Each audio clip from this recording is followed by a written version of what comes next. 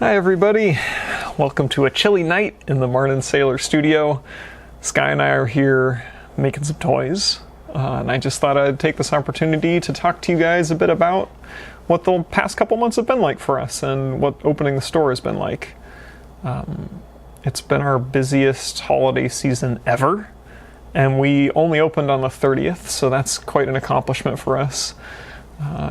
It's been a scary kind of accomplishment because, of course, you guys know we make all of our toys by hand. It's actually what I have been doing and will get back to be doing in a little bit. Yeah, so it's since we've opened the store, the response has been overwhelming. People are really excited, and it's been a huge adjustment for us. Because we've been up in the day stalls for 6 years out in the cold, just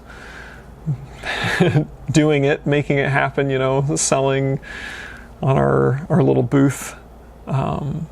Just freezing cold in the winter, really beautiful in the summer actually. The day stalls were great in the summer, but having the store really allows us to have kind of the context we always wanted to build at our booth. If you haven't been to what our booth looked like, which it doesn't exist anymore, but it was basically we just set up, it was in about 4 big crates, and then we had our display cases, and we'd set up in the morning and break down at night, and it had the flavor of what the store is, but it was really just the beginning. The store is a fairly big space. So we went from our booth, which is about 4 feet, to our store, which is about 500 square feet. And that's been a big adjustment. Just getting used to moving around in a space like that and feeling comfortable talking to people, like next to them. I know it sounds like a minor thing, but as a shop owner and as working in a shop, approaching people, it's not normal human behavior. It's not something you would just do if you were out in public, just randomly approaching people. I mean, certainly there are some people that do that and that are good at it, but it is not something that I was comfortable with. Having the store has broken that barrier down, and I've gotten a lot better at approaching people and just, explaining to them or kind of showing them what we're doing, because it is different from most shops. We're actually the first shop to open on the level in the market on the level that we're on. That was a bad sentence.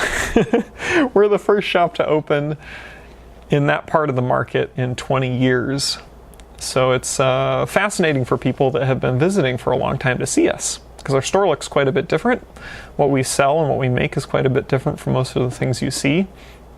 So there's been a lot of explaining and kind of guiding for people. We've had a lot of people come in and ask if the toys are real donuts, because we have them displayed in a donut case, and they can see in from the outside, so they come in hoping, dreaming that we have real donuts.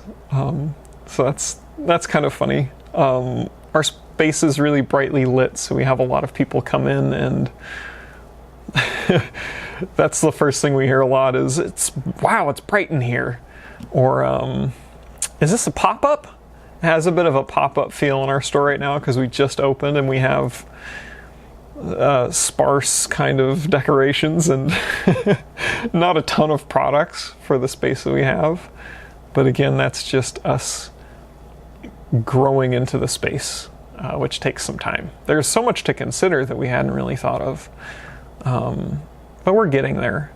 Every step has been like this, where we feel unprepared, but that's the space that you have to live in if you're going to make something that is important and useful. You have to be in that unprepared space where you feel like you can make a new discovery, I suppose, in some way.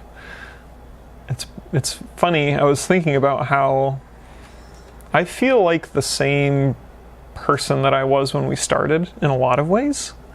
Like, I can imagine myself sitting on the floor, cutting out fabric pieces, and then sewing them up, in our bedroom. And having the store changes people's perception of me, not necessarily the perception I have of myself. Maybe I'm more confident than I used to be with the ideas that we have, and maybe I'm more capable, but I still feel like a very scrappy person. Like this is, kind of a crazy dream, and we're lucky to get to do it. And we have to work really hard for it. I still feel, but I also feel a bit older, like I have more roots down than I did back when we started. And this whole time period has really solidified my experience of adulthood. Like it's kind of one of those cornerstones. I mean, the first one was when Sky and I got together. That really changed. I guess the first one was leaving home, leaving college, getting away from my comfortable spaces and experiencing a different way of living. And then Sky and I got together, which was the biggest one, because that really, it made me responsible for someone else, which made me more responsible for myself. And then this is interesting because it's our life's work. Like we've been spending all of our time on it, and I'm really proud of it. I feel like it's a good thing.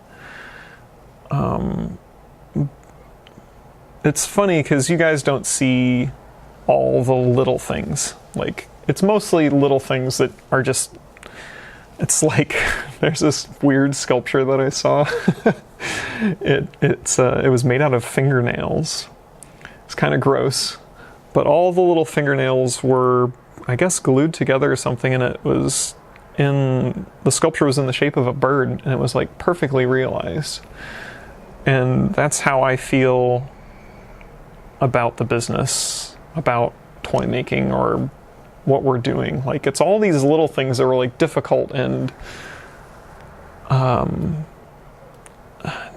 maybe unappealing is not the right word. I would say challenging. It's just like all these little challenge blocks, all these little challenge Legos stacked up and stacked together to make this thing at a distance that looks right. It looks good. And that it's like the whole is very powerful, and all the little pieces are difficult to create into place. I don't know if that tracks entirely for everyone. I'm sure there's some things that you guys have done that feel like that, where, well, if you've ever painted anything, it's like where all the mistakes are. Where it was like you had to make an adjustment. No one else knows that but you. And when you start doing something, you can get really hung up on those little mistakes, and they make you second guess. What I've learned through this process of the whole toy business, or the whole toy making life, the whole business ownership life, is that those things happen no matter what, and they're always going to be there, and you kind of just have to roll with them. And eventually, if you are determined and clever enough and capable enough and lucky enough to use the opportunities that come your way, you can make something that's really beautiful. And hopefully have the ability to step back enough to be able to see that beauty and to share it wholeheartedly and sincerely. Well, anyway, that's kind of my thought on the store. I know I got a little rambly at the end there, but I appreciate all of you. I hope you had beautiful holiday situations. Also another bad sentence. Let's just say happy holidays. Sky and I are very thankful for you. Thanks for spending your time with us, and we hope to see you sometime. Bye.